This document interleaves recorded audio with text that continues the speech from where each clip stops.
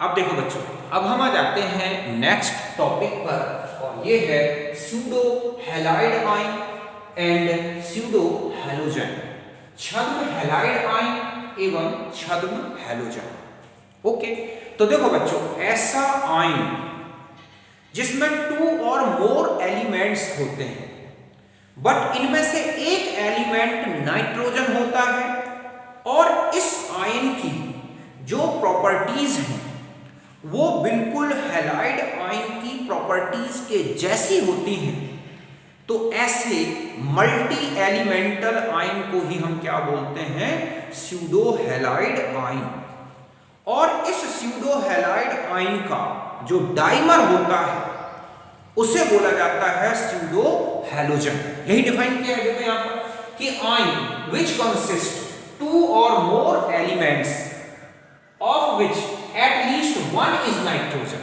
समझ गए ना कि ऐसा आयन जिसमें 2 और मोर एलिमेंट्स होते हैं और उनमें से एक एलिमेंट कौन होता है? Nitrogen, and has properties similar to those of halide ion. और इसकी जो प्रॉपर्टीज होती हैं वो कैसी होती हैं? हैलाइड आयन जैसी होती हैं। तो इसे बोला जाता है called pseudo halide ion, and dimer of pseudo halide ions is called pseudo halogen। जो pseudo halide आयन होगा उसका जो डाइमर बनता है उसे बोला जाता है pseudo halogen। इन्हें pseudo halogen इसलिए बोला गया है कि इनमें कोई हैलोजन एलिमेंट नहीं है बट इनकी जो प्रॉपर्टीज हैं आप देख रहे हैं किससे मिलती हैं? हैलोजन एलिमेंट से, इसलिए इनको pseudo halogen बोला गया है। और जो आयन होगा स्यूडो हैलाइड आयन, उसकी जो प्रॉपर्टीज होंगी वो हैलाइड आयन जैसी हैं, इसलिए इनको क्या बोला गया है? स्यूडो हैलोजन, झूठे छद्म हैलोजन। समझ गए बच्चों? आयन जिसमें 2 या 2 से अधिक, ठीक है, तत्व होते हैं, परमाणु नहीं, क्या होते हैं? तत्व, और इनमें से कम एक नाइट्रोजन तत्व होता है। ओके, इनमें एक क्या होगा? नाइट्रोजन, मतलब इनमें से कम एक तत्व, हम ऐसा लिखें यहां, तत्व नाइट्रोजन होता है और इसके गुण हैलाइड आयन के समान होते हैं, तो इसे छद्म हैलाइड आयन बोलते हैं। तथा इन आयनों का जो द्विलक है वो क्या कहलाएगा?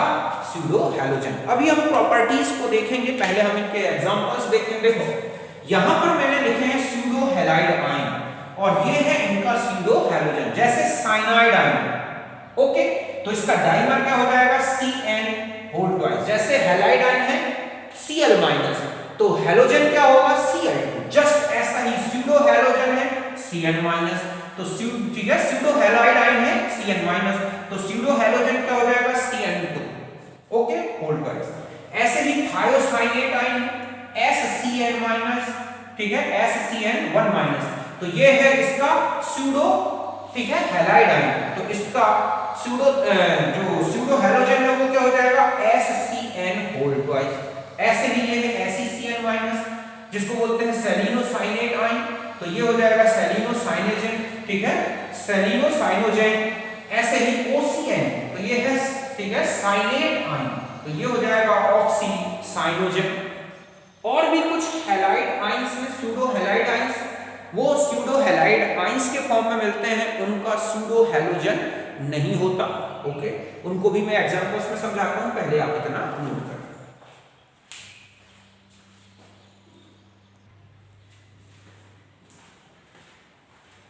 अब देखो बच्चों, ये कुछ और इंपॉर्टेंट स्यूडो हैलाइड्स हैं, जैसे कि टेल्यूरोसाइनेट, ठीक है, तो इसका जो हैलोजन है वो है टेल्यूरोसाइनोजन।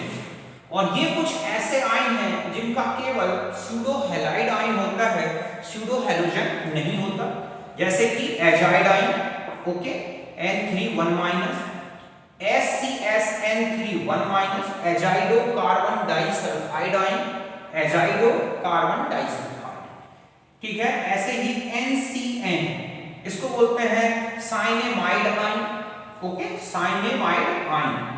C ऐसा लिखा होता है CN2 इस तरह से, ओके। फिर है OCN, OCN जो होता है फुलमिनेट, क्या कहलाता है? फुलमिनेट आयन, तो इसको नोट करें।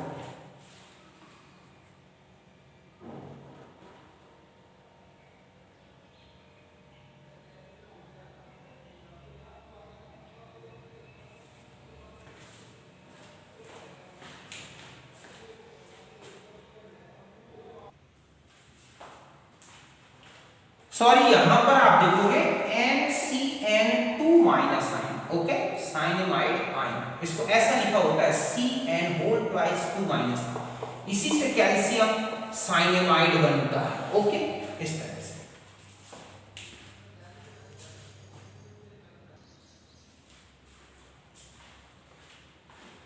अब देखो बच्चों, अब हम कुछ सिमिलरिटीज देखते हैं स्यूडो हैलोजेंस की हैलोजन के साथ क्या सिमिलरिटीज दिखती हैं, इन्हें क्यों स्यूडो हैलोजेंस बोला गया है। तो देखो, पहला है कि form hydro acid like halogens. आप देखोगे जिस तरह से हैलोजेंस हाइड्रोजन के साथ एसिड बनाते हैं, जस्ट इनमें भी इसी तरह का एसिड बनता है, Cl2 plus H2 2HCl, तो CN2 plus H2 तो 2HCl, ठीक है, तो ये एक सिमिलरिटी होगी। दूसरा और भी देखो, एल्कनी के साथ जैसे कि आप Cl2 plus 2NaOH कोल्ड लें तो NaCl plus NaClO plus H2O बनता है, जस्ट ऐसा ही CN होल ट्वाइस की NaOH से रिएक्शन हो जाए तो इस तरह का बिल्कुल वही सिमिलर कंपाउंड बना है, बस हैलाइड की जगह Cn आ गया, क्लोराइड है तो यहाँ Cn, जैसे Ag प्लस के साथ Cl का AgCl प्रेसिपिटेट बनता है, ऐसा ही Ag प्लस का साइनाइड के साथ भी इसी तरह का प्रेसिपिटेट बनता है, मतलब हम साइनाइड की जगह कोई दूसरा भी स्यूडो हैलाइड ले सकते हैं। कॉम्प्लेक्स में आ जाओ, आपने देखा होगा K3Fe(F6) बनता है कॉम्प्लेक्स, तो जस्ट ऐसा ही K3FeCN होल 6 होता है। NH4Cl है तो NH4Cn भी है, K2NiCN होल 4 है तो K2NiCl होल 4 है तो K2NiCN होल 4 भी होता है, ओके। आप इसमें देख लो, एक ये रिडॉक्स रिएक्शन है, MnO2 का HCl से जब रिएक्शन होता है तो क्लोरीन बनती है, और बिल्कुल जस्ट ऐसे ही कंपाउंड्स इसमें बन रहे हैं, आप देख रहे हैं Cn के साथ, ओके, यहाँ Cl2 है तो यहाँ साइनोजन है। तो इस तरह से बहुत सारी सिमिलरिटीज हैं स्यूडो हैलाइड आयंस की या स्यूडो हैलोजेंस की, जो बिल्कुल हैलोजेंस जैसी है, इसीलिए इनको झूठे छद्म हैलोजेंस बोला गया। तो जो ऑब्जेक्ट क्वेश्चन होता है कि इनमें से कौन सा स्यूडो हैलोजन है, इनमें से कौन सा स्यूडो हैलाइड है, इनमें से कौन सा ठीक है K3FeF6 के जैसा कंपाउंड बनाएगा, तो इस तरह के क्वेश्चंस आपको एक्सरसाइज में मिलेंगे, उन्हें आप देखें।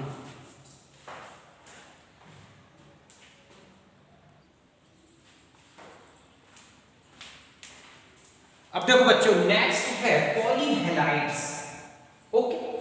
तो पॉलीहैलाइड्स होते क्या है, तो क्या होता है कि जो हैलोजन एलिमेंट्स हैं या फिर इंटर हैलोजन कंपाउंड्स हैं, ओके, हैलोजन हो या फिर inter halogen combines with halide, okay, ion form पॉलीहैलाइड।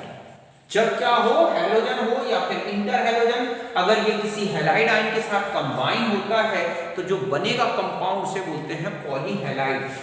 इनमें कंपाउंड में जो पॉलीहैलाइड होगा उसमें या तो एक ही प्रकार का या सेम टाइप का हैलोजन एटम्स होंगे या फिर डिफरेंट हैलोजन एटम्स हो सकते हैं। समझ गए बच्चों कि हैलोजन या इंटर हैलोजन जो हैलाइड आयन से संयोग करके क्या बनाते हैं, पॉलीहैलाइड।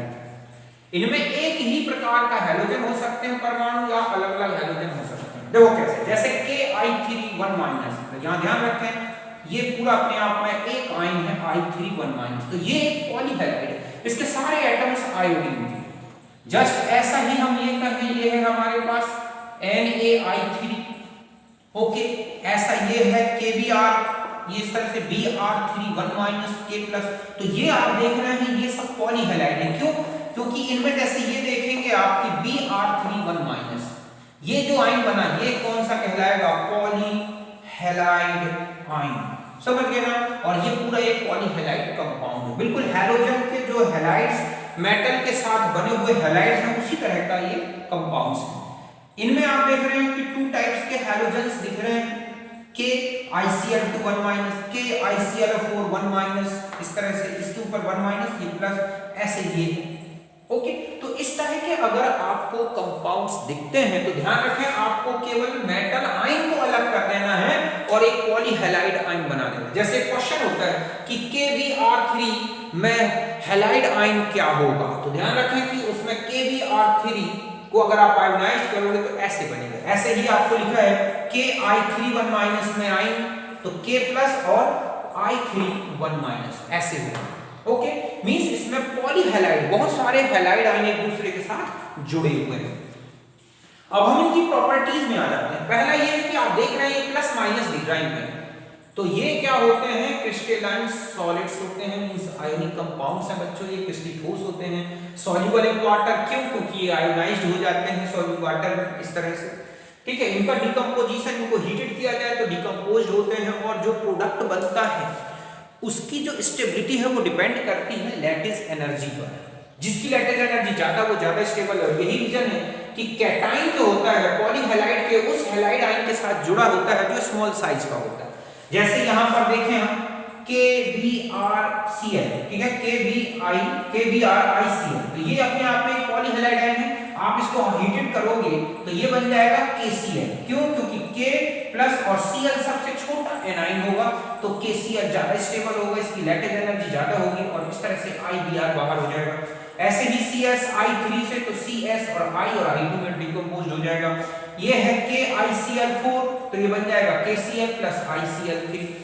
तो इस तरह से जब एक से ज्यादा आयन, हैलाइड आयन एक ही पॉलीहैलाइड में दिखे तो समझ जाओ कि उसके डिकम्पोजिशन से हमेशा क्या बनेगा, एक इंटरहैलोजन। और अगर सेम टाइप के हैलोजन एटम्स में पॉलीहैलाइड में, तो हमेशा उसके डिकम्पोजिशन से हैलोजन ही बनेगा, सिंगल हैलोजन। ओके, इस तरह से ये है, इसको नोट करें।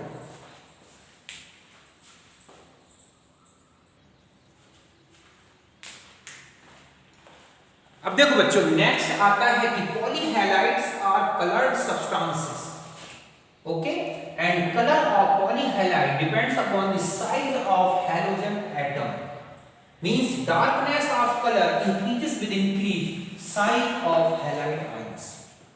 समझिए बच्चों, ये कलर्ड होते हैं और इनका कलर इनकी साइज पे डिपेंड करता है। जितना बड़ा कलर का पॉलीहैलाइड आयन होगा, मींस पॉलीहैलाइड में जितने बड़े साइज के हैलोजन एटम्स होंगे उतना ही डार्क कलर आएगा।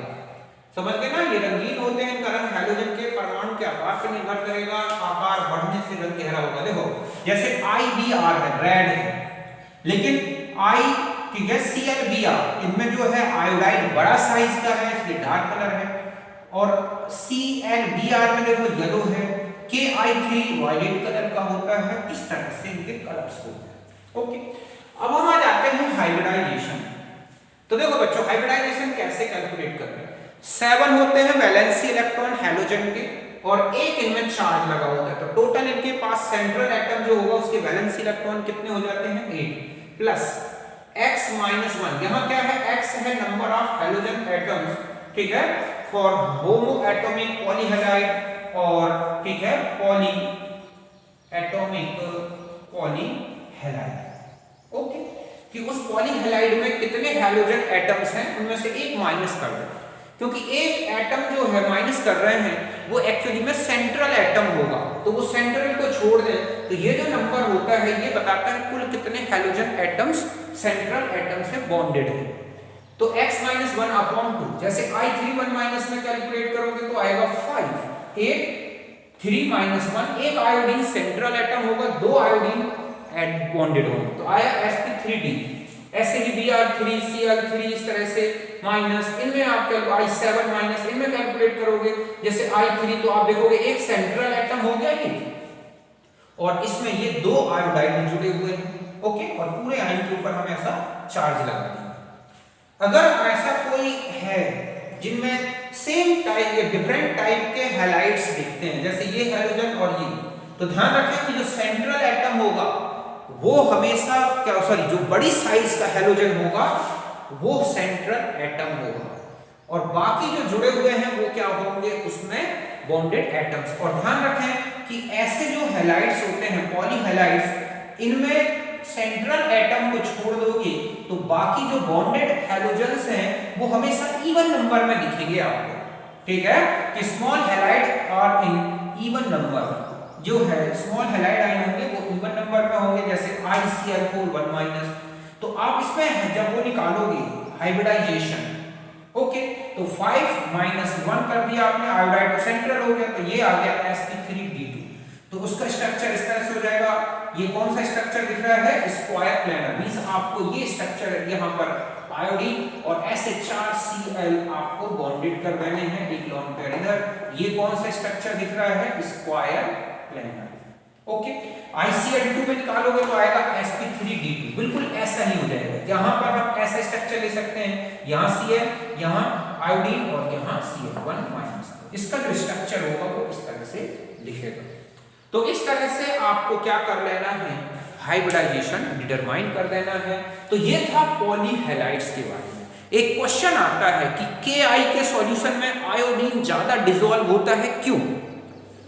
तो जैसे ही आप Ki में आयोडीन मिलाओगे तो क्या बन जाएगा, Ki3 एक कॉम्प्लेक्स बन जाएगा और वो आयोनिक कंपाउंड होगा, इसीलिए Ki3 बन जाने के कारण ही आयोडीन Ki में ज्यादा सॉल्युबल है। ऐसे ही Na में आयोडीन ज्यादा सॉल्युबल है, KBr में Br2 सॉल्युबल होगा। ये इनके पॉलीहैलाइड आयंस के बन जाने के कारण है। ध्यान रखें, पॉलीहैलाइड के आयोनाइजेशन से पॉलीहैलाइड आयन में -1 चार्ज आएगा और कैटाइन में +1 चार्ज आएगा अगर उसमें एल्कली मेटल्स हैं। ओके, तो इनको आप नोट करें।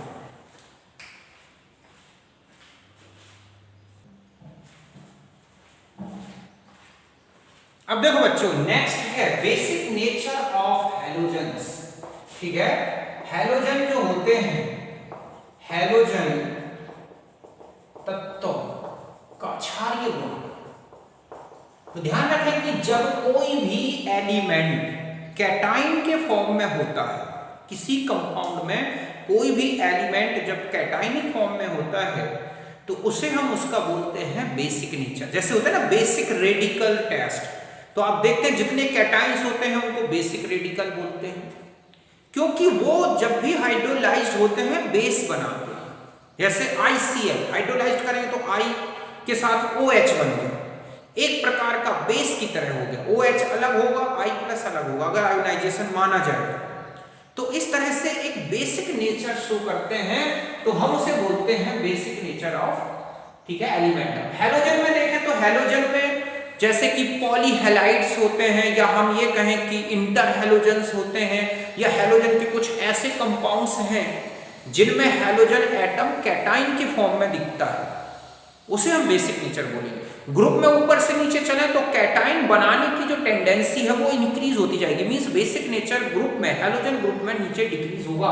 तो ये लिखा है कि when halogen atom present as a cation in compound then it is called basic nature. ठीक है, basic nature of halogen increases down the group means iodine shows maximum basic nature as a metal. समझ गए ना, group में सबसे ज्यादा basic nature किसमें दिखता है, आयोडीन में। जैसे देखो ICl I+Cl-, तो यहां पर आप प्लस के फॉर्म में लिख रहा है IBr, INO3, Ip whole twice NO3 एक कॉम्प्लेक्स है, तो यहां I+ है क्योंकि यहां 1- जुड़ा हुआ है, यहां पर भी ये 1- है तो 1+ है, I2SO4 2- तो 1+। ओके, ऐसे ही आयोडीन की 3+ वाली स्टेट भी मिलती है, ICl whole thrice, ICS3 whole thrice, IPO3, इस तरह से ICl3। तो आप देख रहे हैं कि यहां पर ये कैटाइन के फॉर्म में दिख रहा है हैलोजन। आयोडीन के मेनली कंपाउंड्स मैंने यहां बताए हैं। फ्लोराइड जो होता है फ्लोरीन, इसमें किसी भी प्रकार का बेसिक नेचर नहीं होता, कभी भी ये कैटाइन नहीं बना सकता। क्यों? क्योंकि इससे ज्यादा कोई स्ट्रॉन्ग इलेक्ट्रोनेगेटिव नहीं है। यहां तक समझ गए, इसे नोट करें।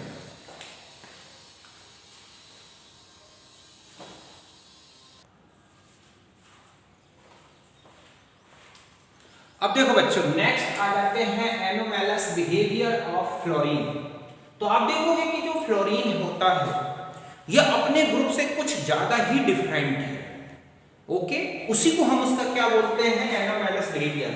और हम जानते हैं कि किसी का जो एनोमैलस बिहेवियर है वो इन रीजन से होता है, स्मॉल साइज हो, हाईएस्ट इलेक्ट्रोनेगेटिविटी है, तो इसकी जो high electronegativity means highest electronegativity है, और d ऑर्बिटल एब्सेंट है। ये रीजन है जो कि फ्लोरीन को अपने ग्रुप से बिल्कुल अलग बनाते हैं। समझ गए बच्चों, छोटा आकार, उच्चतम ऋण विद्युता, इससे ज्यादा किसी भी एलिमेंट की ग्रुप में नहीं है, ना ही पूरी पीरियोडिक टेबल में, और d कर्षक अनुपस्थित है। इन्हीं के कारण ये असामान्य गुण दर्शाता है। देखो कौन से आप देखोगे कि फ्लोरीन में केवल -1 ऑक्सीडेशन स्टेट होती है, इसके अलावा कोई और अदर ऑक्सीडेशन स्टेट नहीं होती। समझ गए ना। जबकि जो अदर हैलोजेंस हैं आप देखोगे +1 से लेके +7 तक मिलती है। ओके, -1 तो होती है, बट फ्लोरीन में प्लस कभी भी नहीं मिलती और ना ही एक से ज्यादा है। एक दूसरा है कि आप देखोगे फ्लोरीन का ना तो कोई ऑक्साइड बनता है, ना कोई ऑक्सी एसिड है और ना ही कोई पॉलीहैलाइड बनता है। मतलब है फ्लोरीन किसी दूसरे हैलोजन को कोऑर्डिनेट नहीं कर सकता। क्यों? क्योंकि इसमें कोई वेकेंट ऑर्बिटल नहीं है। ऑक्साइड या ऑक्सी एसिड तभी बन सकते हैं जब फ्लोरीन को पॉजिटिव चार्ज में ला दे ऑक्सीजन, बट ऐसा कभी पॉसिबल नहीं हो सकता। ये मैं ऑलरेडी पहले भी बता चुका हूं। समझ गए बच्चों कि इसमें -1 ऑक्सीजन अवस्था केवल मिलती है। ऑक्साइड ऑक्सीजन पॉलीहैलाइड नहीं बनाता। बाकी सब हैलोजेंस के आप देखोगे ऑक्साइड्स भी हैं, ऑक्सी एसिड्स भी हैं, पॉलीहैलाइड्स भी हैं।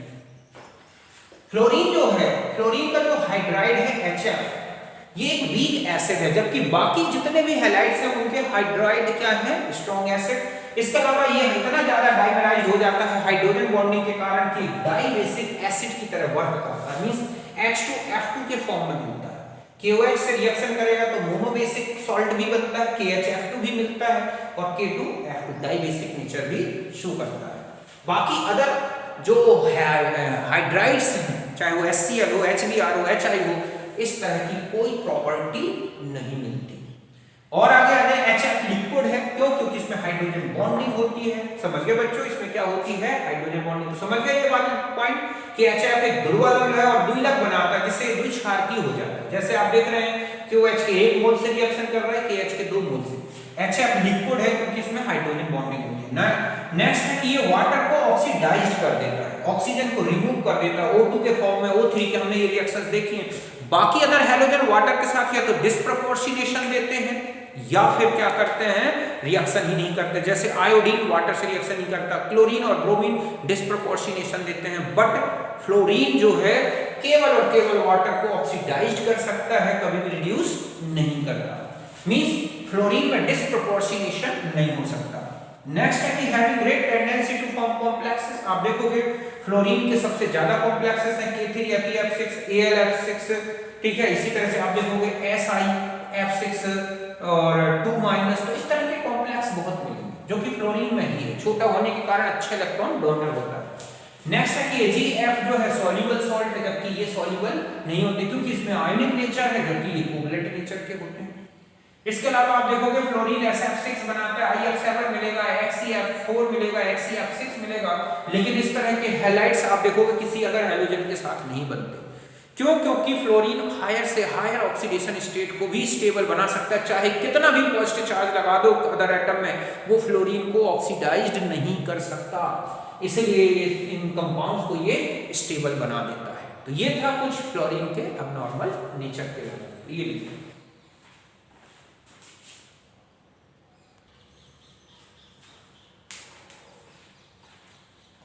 अब देखो बच्चों, ये कुछ इंपॉर्टेंट पॉइंट्स हैं जो कि हैलोजन से रिलेटेड हैं, कहीं काम आ जाए आपके, मैं इसलिए बता दे रहा हूं। जैसे कि पहला है मोइनसाइन, ठीक है। मोइनसा जो था 1886 में produced fluorine in pure state from KHF2। सबसे फर्स्ट मोइनसा ने फ्लोरीन को प्रोड्यूस्ड किया था KHF2 से। ओके, मोइनसा मेथड कहलाती है। नेक्स्ट है कि जो SF6 है ये पुअर कंडक्टर ऑफ इलेक्ट्रिसिटी है और इसका यूज होता है एक्सरे और हैवी वोल्टेज मशीन्स में। ओके, समझ गए बच्चों, SF6 एक विद्युत रोधी है और इसका उपयोग होता है एक्सरे मशीन में और हाई वोल्टेज मशीन्स में। Iodine dissolve in Ki due to formation of Ki3। ये बात मैंने अभी भी पहले बताई थी कि Ki में आयोडीन के डिसॉल्व होने का रीजन है क्या बन जाना? Ki3। मींस हम यहां पर Ki प्लस आयोडीन, तो ये बन जाता है Ki3 1- प्लस। नेक्स्ट है कि टिंचर ऑफ आयोडीन जो आता है ये मिक्सचर होता है आयोडीन, ठीक है, प्लस Ki और रेक्टिफाइड स्प्रिट का, किसमें? एथेनॉल में, या कहें कि रेक्टिफाइड स्प्रिट में। आयोडीन का यूज होता है आयोडेक्स में, इसीलिए उसका नाम है आयोडेक्स, क्योंकि ये वोलेटाइल नेचर का होता है और इजीली क्या हो जाता है, हमारी स्किन में लगते ही वेपोराइज्ड होता है, जिससे उस स्किन का टेम्परेचर डाउन हो जाता है और हमें रिलीफ मिलता है। ओके, इस तरह से। तो ये एक एंटीपायरेटिक ड्रग्स की तरह यूज होता है। इसके अलावा CaF2 used in ceramic industries. Okay, next है UF6 used for separation of uranium 235 from natural uranium. Natural uranium हो गया 238, इससे 235 को रिमूव किया जाता है UF6 के थ्रू। CuSO4 में जब Ki मिलाया जाता है तो Cu(I2) बनता है, जो आगे डिकम्पोज होकर आयोडीन फ्री कर देगा। आयोडीन का जो है इस तरह से हाइपो सॉल्यूशन से टाइट्रेशन कराते हैं तो ये कंपाउंड्स बनते हैं। इस बेस पर कॉपर सल्फेट की कंसंट्रेशन कैलकुलेट की जा सकती है। अब इनके कुछ नेम्स हैं। KClO3 को बोलते हैं बार्थेलोट्स सॉल्ट, KHF2 को बोलते हैं फॉर्मिंग्स सॉल्ट, NaOCl एक्वस को बोलते हैं जेवेल वाटर, और MgClO होल 4 को बोलते हैं एनहाइड्रोन। तो इस तरह से कुछ इंपॉर्टेंट चीजें थी, इंपॉर्टेंट पॉइंट्स थे, तो मैंने कंप्लीट आपको हैलोजन डिस्कस करके बता दिया। अब आप इन सारे वीडियोस को एक तरफ से देखें, मैं समझता हूं आपको एक एक पॉइंट क्लियर हो जाएगा। आपको कंप्लीट केमिस्ट्री, फिजिकल, ऑर्गेनिक और इनऑर्गेनिक, कंप्लीट हिंदी और इंग्लिश में देखना है तो आप मेरे वीडियो जो है जिसमें साइड में जाएं, ओके, और इसमें आप प्लेलिस्ट खोलें और उसमें आपको हर एक यूनिट मिलेगा। हर एक यूनिट में टॉपिक वाइज मैंने कंप्लीट केमिस्ट्री डिस्कस की, हिंदी में भी और इंग्लिश में। आप उसको देखें, मैं समझता हूं आपकी केमिस्ट्री से रिलेटेड एक एक प्रॉब्लम सॉल्व हो जाएगा। ओके, तो अब मिलेंगे हम नेक्स्ट टॉपिक के, और वो होगा हमारा जीरो ग्रुप एलिमेंट्स। ओके, तो कल डिस्कस करेंगे इसको।